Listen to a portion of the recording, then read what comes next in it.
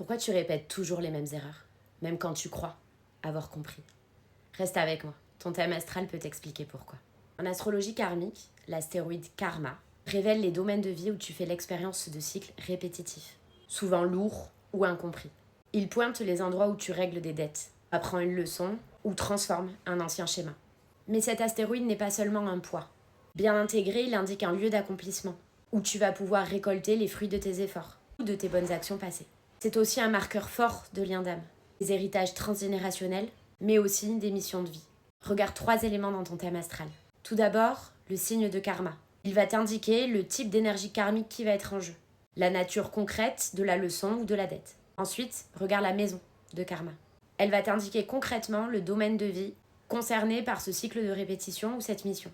Enfin, tu peux regarder la maison de la planète maîtresse du signe de karma. Elle va t'indiquer là où tu es amené à rééquilibrer cette énergie ou où elle se manifeste le plus consciemment.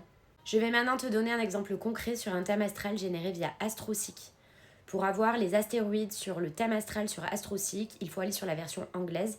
Le plus simple, c'est de taper directement sur Google thème astral, astéroïde, AstroSeek. Vous arrivez ensuite sur une page où vous avez juste vos indications de naissance à mettre et il y aura juste en dessous un menu déroulant avec tous les astéroïdes qui sont présents sur le site. Vous avez juste à sélectionner celui que vous voulez regarder.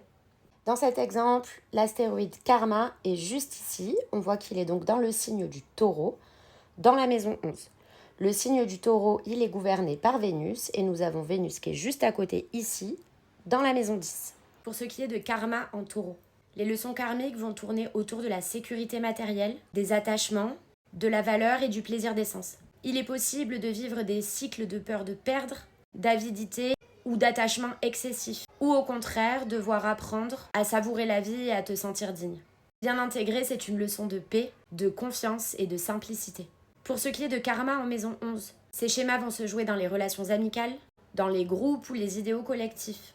Il est possible de répéter des dynamiques de trahison ou d'exclusion, ou de te sentir prisonnier au sein d'un rôle, au sein d'un collectif. Et c'est aussi l'endroit où tu peux guérir des blessures liées à l'appartenance et créer des réseaux ou des causes qui portent tes valeurs les plus élevées. Enfin, pour ce qui est de la maison de la planète maîtresse du signe de karma, on a vu que c'était Vénus et Vénus est en maison 10 dans cet exemple. L'équilibrage karmique va passer par la vie sociale et professionnelle. L'objectif est d'apprendre à transformer sa manière à gérer le pouvoir, la reconnaissance ou la réussite. Les défis karmiques peuvent se manifester dans les choix de carrière, dans l'image publique ou dans la relation à l'autorité. Mais c'est aussi à cet endroit que tu peux incarner tes valeurs et offrir au monde un exemple d'intégrité et de beauté. Dis-moi en commentaire dans quel signe et dans quelle maison se trouve l'astéroïde Karma dans ton thème astral. Tu peux également m'indiquer la maison de la planète maîtresse du signe de Karma. Comme d'habitude, je répondrai à tout le monde.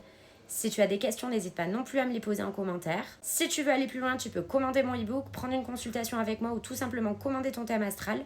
Merci de liker, commenter et partager cette vidéo et abonne-toi pour la suite.